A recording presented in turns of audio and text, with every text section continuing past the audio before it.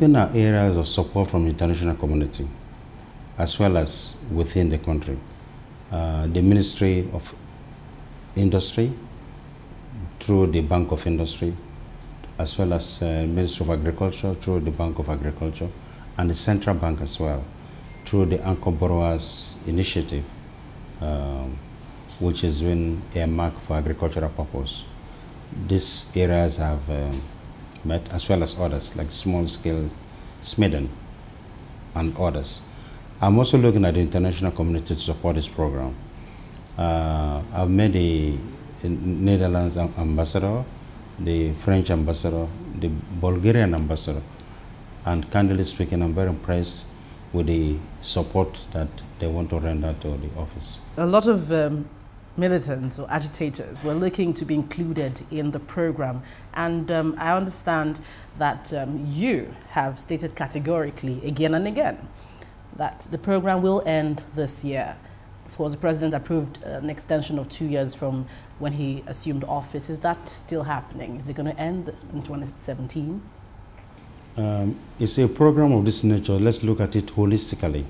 It's a program that was established as a mechanism to resolve the issues in Niger Delta. If the issues have been totally resolved and there's peace, the economy is flowing as expected, we can say now terminate it immediately. But as we speak, it's a process.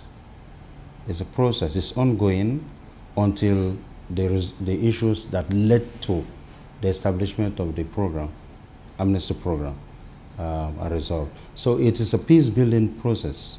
It's a mechanism for conflict resolution, and it is ongoing. It's not a mechanical solution. It's a procedural solution towards resolving this issue of Niger Delta. That takes me to dialogue, the issue of dialogue. We just have to dialogue with all-encompassing, the government on one side, the people in Niger Delta on the other side, as well as the multinational oil companies that are operating in the area, to come together, look at the issues of, focus properly so that they can be resolved. And this are all ongoing. But in your perspective, what issues among the issues initially targeted have been resolved using the program? Yes, the one that has been resolved is sustainability of the presidential minister program. It is key to ensuring peace and stability in Niger Delta. The presidential minister program is still ongoing.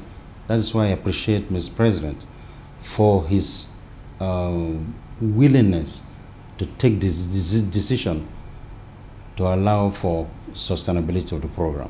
And that is why we're enjoying the peace and stability for now in the region, to allow for economic growth and development.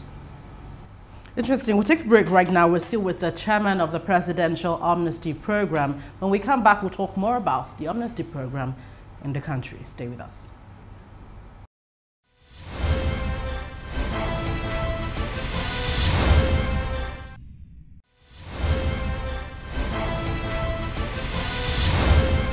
Welcome back. We're still with the coordinator of the Presidential Amnesty Program. Thank you for joining us again, General Walboro.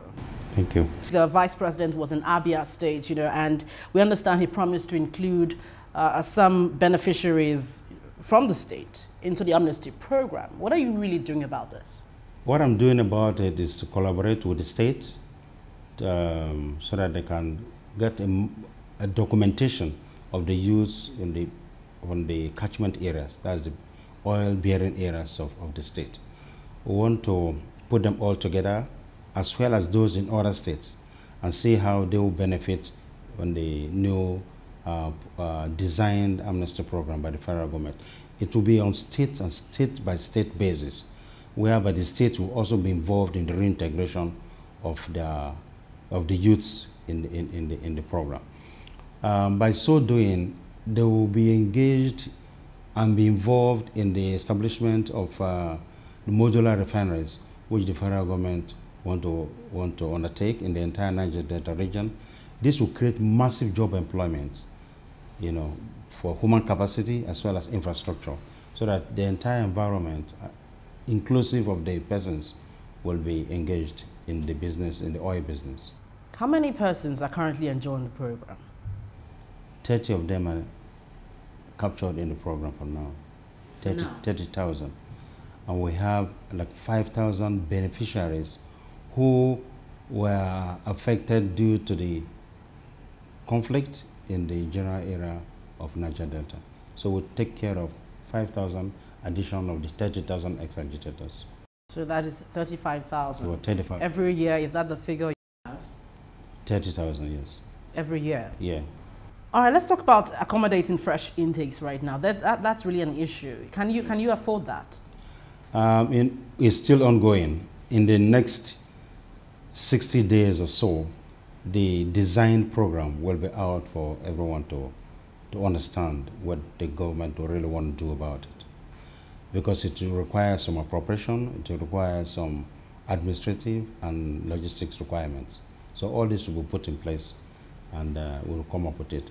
There are discussions, like I said, to that effect, between my office, the Minister for State for Petroleum, Dr. Ibe Kachipo. We're discussing modalities on how we evolve this new design plan by the government. Well, the reintegration stage, which I believe you are at right now, is one of the most difficult stages, and you have done this in other climes, and you know the process, you know how it works, you know the difficulties, the challenges that might be embedded in it. Is this a smooth process for you right now? What are you facing in terms of challenges? Well, the challenges are bound, but it is the management that makes a difference. I'm managing it appropriately, because there's understanding now that we now have a focus as to where we're going. It's not just go train and then you're doing nothing. Now we want to train and engage you. We want to train and empower you so that you can be an entrepreneur and be on your own. You see that as a livelihood. This is where we are taking the ex-agitators to now. Train and empowered, and then you exit the program and you be on your own. Not total dependence on structures, already laid structures before now. No, we're trying to break the structures so that each agitator will be on his own, and he can take life the way he's been trained to, based on his own skill, because there are different type of skills that were asked and then they want to do. So they're doing it now. How many of them are you looking at integrating back? For now, we're looking about 12,000 left caseload. The others we have taken care of. But these 12,000, most of them will fall into this oil and gas sector and agric.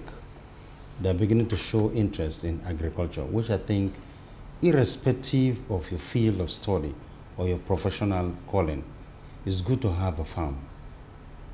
It's good also to have a farm whereby you can create job opportunities for others.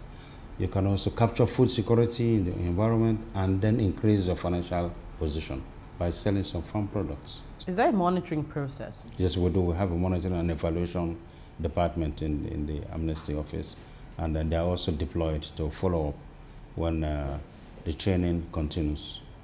Once this training starts, the monitoring and evaluation team, they are also deployed to follow up to ensure that they follow through what they've studied in the skills. So very quickly, from what you see, how long do you think this program can be sustained? Everything being equal, like I said, it's a real capital intensive program. Candidly speaking, I'll continue to appreciate Mr. President for the decision to sustain the program. It's very, very expensive. Not like he has much choice, does he? Yeah, because again, it has to do with establishing peace in the environment. But again, it takes two to tango. If we agree to achieve peace, we don't need to spend money for it. We have agreed for we to enjoy the peace. In view of the catastrophic nature of destruction, we can say, okay, enough is enough for violence.